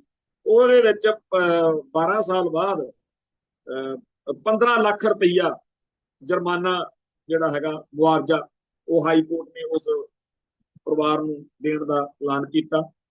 ਤੇ ਅੱਜ ਇੱਕ 66 ਦੇ ਵਿੱਚ ਅੰਮ੍ਰਿਤਸਰ ਦੇ ਵਿੱਚ, ਇੱਥੇ ਜੰਡਿਆਲੇ ਗੁਰੂ ਤੋਂ ਅਕਾਲੀ ਦਲ ਦਾ ਲੀਡਰ ਸੀ ਕੋਈ, ਮੂੰਹ ਸਿਰ ਮੁੰਨਿਆ ਹੈ ਜਿਵੇਂ ਦੇ ਹੁੰਦੇ ਅੱਜ ਕੱਲ੍ਹ ਦੇ ਅਕਾਲੀ ਵਿਚਾਰੇ, ਸੁਖਬੀਰ ਨੇ ਜਿਹੜੇ ਪੈਦਾ ਕੀਤੇ ਆ। ਮਾੜੀ ਗੱਲ ਹੋਈ ਆ ਕਿ ਉਹਦੇ ਵਿਰੋਧੀਆਂ ਨੇ ਅੱਜ ਉਹਨੂੰ ਇੱਥੇ ਗੋਲੀਆਂ ਮਾਰ ਕੇ ਮਾਰ ਸੁੱਟਿਆ। ਪੰਜਾਬ ਦੇ ਵਿੱਚ ਪੰਜਾਬੀ ਸਕੂਲਾਂ ਦੇ ਵਿੱਚ ਤੇਲਗੂ ਬੋਲੀ ਜਿਹੜੀ ਆ ਉਹ ਪੜ੍ਹਾਈ ਜਾਣੀ ਹੈ। ਇਹ ਕੋਈ ਸਮਰ ਕੈਂਪ ਲੱਗ ਰਿਹਾ 26 ਮਈ ਤੋਂ 5 ਜੂਨ ਤੱਕ, ਤੇ ਇਹਦੇ ਵਿੱਚ ਬੜੀ ਅਜੀਬ ਲੋਕਾਂ ਦੀ ਭਾਵਨਾ, ਕਿਉਂਕਿ ਲੋਕ ਸਪਸ਼ਟ ਨਹੀਂ ਹੈ। ਵੈਸੇ ਇਹ ਤਾਂ ਚੱਲ ਸਕਦਾ, ਮੈਂ ਤਾਂ ਮੰਨਦਾ ਇਸ ਗੱਲ ਨੂੰ ਕਿ ਸਾਨੂੰ ਮਹਾਰਾਸ਼ਟਰ ਦੀ ਮਰਾਠੀ, ਕਰਨਾਟਕਾ ਦੀ ਕੰਨੜ, ਤਾਮਿਲਨਾਡੂ ਦੀ ਤਮਿਲ, ਉੜੀਆ ਇਹਨਾਂ ਬੋਲੀਆਂ ਦੀ ਸਾਨੂੰ ਸਮਝ ਹੋਵੇ, ਕਿਉਂਕਿ ਅਸੀਂ ਉਹਨਾਂ ਦੇ ਦੁੱਖ ਸੁੱਖ ਸਮਝ ਸਕਾਂਗੇ। ਉਹ ਵੀ ਸਾਡੇ ਵਾਂਗੂ ਜੋ ਦੁੱਖ ਅਸੀਂ ਚੱਲ ਰਹੇ ਹਾਂ, ਬੋਲੀ, ਧਰਮ ਤੇ ਸੱਭਿਆਚਾਰ ਦਾ, ਹਿੰਦੂਇਜ਼ਮ ਦੇ ਵੱਲੋਂ ਖਤਰਾ, ਉਵੇਂ ਦਾ ਉਹ ਚੱਲ ਰਹੇ ਨੇ। ਪਰ ਕਿਉਂਕਿ ਕੇਸ ਪੂਰੀ ਤਰ੍ਹਾਂ ਲੋਕਾਂ ਦੇ ਸਮਝ ਨਹੀਂ ਆਇਆ, ਇਸ ਕਰਕੇ ਬਹੁਤ ਸਾਰੇ ਲੋਕ ਇਸ ਫੈਸਲੇ ਦਾ, ਸਰਕਾਰ ਦੇ ਦਾ ਵਿਰੋਧ ਕਰ ਰਹੇ ਨੇ। ਅਸਲ ਵਿੱਚ ਲੋਕਾਂ ਦਾ ਸਰਕਾਰ ਤੇ ਫੇਥ ਹੀ, ਸਰਕਾਰ ਦੇ ਜਿਹੜੇ ਕੰਮ ਨੇ ਉਹ ਪੁੱਠੇ ਨੇ, ਤੇ ਲੋਕ ਹਰ ਚੰਗੀ ਗੱਲ ਹੋਵੇ ਮਾੜੀ ਹੋਵੇ ਮਾੜਾ ਹੀ ਮੰਨਦੇ ਆ। ਤੇ ਅੱਜ ਇੱਕ ਅਜੀਬ ਗੱਲ ਆ, ਕਿਉਂਕਿ ਆਉਣ ਵਾਲੇ ਦਿਨਾਂ ਦੇ ਵਿੱਚ 5ਵੇਂ ਪਾਤਸ਼ਾਹ ਦੇ ਸ਼ਹੀਦੀ ਦਿਹਾੜੇ ਨੂੰ ਮੁੱਖ ਰੱਖ ਕੇ ਚਬੀਲਾਂ ਦਾ ਪ੍ਰੋਗਰਾਮ ਹੁੰਦਾ, ਤੇ ਦਿੱਲੀ ਦੇ ਵਿੱਚ ਗੁਰਦੁਆਰਾ ਸਾਹਿਬ ਸਦਰ ਬਾਜ਼ਾਰ ਦਿੱਲੀ ਛਾਉਣੀ, ਉੱਥੇ ਜਿਹੜਾ ਛਬੀਲ ਵਾਸਤੇ ਟੈਂਟ ਲਾਉਣਾ, ਉਹਦੇ 1926 ਰੁਪਏ ਟੈਕਸ ਜਿਹੜਾ ਹੈਗਾ ਸ੍ਰੀ ਗੁਰੂ ਹਰਕ੍ਰਿਸ਼ਨ ਸਾਹਿਬ ਸੇਵਕ ਜਥੇ ਕੋਲੋਂ ਵਸੂਲ ਕੀਤੇ ਆ ਸਰਕਾਰ ਨੇ। ਤੇ ਇਹ ਜਿਵੇਂ ਜਜੀਆ ਲਾਈਦਾ ਸੀ ਨਾ, ਪਹਿਲੋਂ ਲੱਗਦਾ ਸੀ ਆ ਹਿੰਦੂਆਂ ਤੇ ਸਿੱਖਾਂ ਨੂੰ ਤਾਂ ਮਾਫ ਕਰਤਾ ਸੀ ਮੁਗਲ ਦਰਬਾਰ ਨੇ। ਹੁਣ ਹਿੰਦੂਆਂ ਦਾ ਰਾਜ ਆ, ਉਹ ਕਹਿੰਦੇ ਅਸੀਂ ਤੁਹਾਡੇ ਤੇ ਜਿਹੜਾ ਹੈਗਾ ਜਜੀਆ ਲਾਉਣਾ। ਉਹ ਗੁਰੂ ਕੇ ਲੰਗਰਾਂ ਤੇ ਵੀ ਜਜੀਆ ਲਾਇਆ ਸੀ ਪਹਿਲਾਂ ਇਹਨਾਂ ਨੂੰ, ਉਵੇਂ ਜਜੀਆ ਜਿਹੜਾ ਹੈਗਾ ਇੱਥੇ ਲਾਇਆ ਜਾ ਰਿਹਾ। ਤੇ 1 ਜੂਨ ਨੂੰ ਸ਼ਹੀਦ ਭਾਈ ਮਹਿੰਗਾ ਸਿੰਘ ਬੱਬਰ, ਜਿਹੜੇ ਕਿ ਦਰਬਾਰ ਸਾਹਿਬ ਤੇ ਸਾਕੇ ਦੇ ਸਭ ਤੋਂ ਪਹਿਲੇ ਸ਼ਹੀਦ ਨੇ, ਉਹਨਾਂ ਦਾ ਸ਼ਹੀਦੀ ਦਿਹਾੜਾ ਇੱਥੇ ਗੁਰਦੁਆਰਾ ਬਾਬਾ ਅਟਲ ਸਾਹਿਬ, ਬਾਬਾ ਅਟਲ ਰਾਏ ਸਾਹਿਬ ਵਿਖੇ ਅੰਮ੍ਰਿਤਸਰ ਦਰਬਾਰ ਸਾਹਿਬ 'ਚ ਮਨਾਇਆ ਜਾਣਾ। ਸਿੱਖ ਸੰਗਤਾਂ ਜਿਹੜੀਆਂ ਨੇ ਉਸ ਲਈ ਤਿਆਰੀ ਖਿੱਚ ਰਹੀਆਂ ਨੇ। ਅੱਜ ਜਿਹੜੀ ਮੈਂ ਗੱਲ ਕਹਿੰਦਾ ਸੀ ਸਾਂਝੀ ਕਰਨੀ ਆ, ਉਹ ਇਹ ਆ ਕਿ ਅੱਜ 26 ਮਈ ਆ। ਜਦੋਂ ਮੈਂ ਤੁਹਾਡੇ ਨਾਲ ਗੱਲ ਕਰ ਰਿਹਾ, ਜਿਸ ਟਾਈਮ ਮੈਂ ਤੁਹਾਡੇ ਨਾਲ ਇਹ ਸਾਰਾ ਪ੍ਰੋਗਰਾਮ ਦੀ ਸਾਂਝ ਪਾ ਰਿਹਾ, 26 ਮਈ ਤੇ 26 ਮਈ 2017 ਨੂੰ ਇਸ ਵੇਲੇ ਹੀ ਰੌਲਾ ਪਿਆ ਸੀ ਬਈ ਬੁੱਚੜ KPS ਗੱਲ ਮਰ ਗਿਆ। ਦਿੱਲੀ ਦੇ ਗੰਗਾ ਰਾਮ ਨਾਂ ਦੇ ਹਸਪੀਟਲ ਦੇ ਵਿੱਚ ਉਹਨੇ ਆਖਰੀ ਸਵਾਸ ਲਏ ਨੇ, ਉਹਦੀ ਬਹੁਤ ਮਾੜੀ ਹਾਲਤ ਸੀ। ਤੋਂ ਅੱਜ ਬੁੱਚੜ KPS ਗਿੱਲ ਦੇ ਮਾਰੇ ਜਾਣ ਦਾ ਦਿਨ। ਸਾਡੀ ਕੌਮ ਦਾ ਇਹ ਰੁਝਾਨ, ਇਹ ਪਰੰਪਰਾ, ਇਹ ਰਵਾਇਤ ਨਹੀਂ ਹੈ ਕਿ ਕਿਸੇ ਦੁਸ਼ਟ ਦੇ ਮਾਰੇ ਜਾਣ ਤੋਂ ਬਾਅਦ ਅਸੀਂ ਸੈਲੀਬ੍ਰੇਟ ਕਰੀਏ, ਪਰ ਅਸੀਂ ਗੱਲ ਤਾਂ ਕਰ ਸਕਦੇ ਹਾਂ।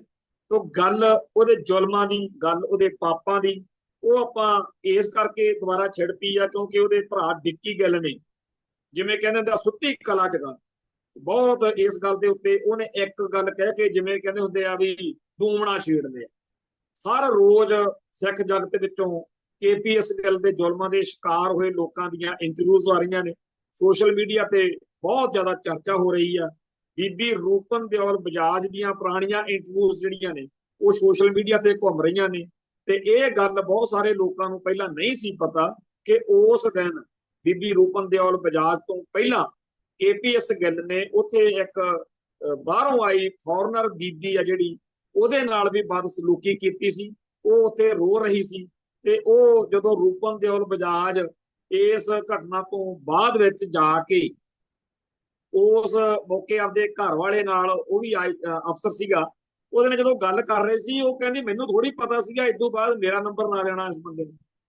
ਤੇ ਇਹ ਵੀ ਗੱਲ ਉਸ ਬੀਬੀ ਦੀ, ਰੂਪਨ ਦਿਓਲ ਬਜਾਜ ਦੀ, ਸੁਣ ਕੇ ਸ਼ਰਮ ਅਸ਼ਾਰ ਹੋਣ ਵਾਲਾ ਕੰਮ ਹੈ ਮਨੁੱਖਤਾ ਲਈ ਕਿ ਜਿਹੜਾ ਪੰਜਾਬ ਦਾ ਮੁੱਖ ਸਕੱਤਰ ਸੀ ਤੇ ਉਹ ਕਹਿੰਦਾ ਏਡੀ ਕਿੱਡੀ ਕੁ ਗੱਲ ਹੋ ਗਈ, ਤੈਨੂੰ ਉਹਨੇ ਥੋੜਾ ਬਹੁਤਾ ਹੱਥ ਪੈਰ ਹੀ ਲਾਇਆ, ਤੇਰੇ ਨਾਲ ਕੋਈ ਉਹਨੇ ਰੇਪ ਤਾਂ ਨਹੀਂ ਕਰ ਲਿਆ, ਮਤਲਬ ਇਹੋ ਜਿਹੀ ਗੱਲ ਕਹੀ। ਇਹ ਕਿੰਨਾ ਮਾੜਾ ਹੈ ਕਿ ਜੇਕਰ ਬੁੱਚੜ KPS ਗਿੱਲ ਦੇ ਕੋਲ ਇਹ ਸੀ ਮਨ ਵਿੱਚ ਕਿ ਮੈਂ ਤਾਂ IAS ਅਫਸਰਾਂ ਨੂੰ ਵੀ ਸ਼ਰੇਆਮ ਇੱਥੇ ਐ ਕਰ ਸਕਦਾ, ਤੇ ਫਿਰ ਜਿਹੜੀਆਂ ਆਮ ਥਾਣਿਆਂ ਕਚਹਿਰੀਆਂ ਚ ਉਹਦੀਆਂ ਸ਼ਿਕਾਰ ਬਣੀਆਂ ਹੋਈਆਂ ਜਿਹੜੀਆਂ ਜ਼ੁਲਮ ਦਾ ਬੀਬੀਆਂ ਨੇ, ਉਹਨਾਂ ਬਾਰੇ ਉਹਦਾ ਕਿਹੋ ਜਿਹਾ ਹੋ ਸਕਦਾ, ਇੱਥੋਂ ਹੀ ਆਪਾਂ ਅੰਦਾਜ਼ਾ ਲਾ ਸਕਦੇ।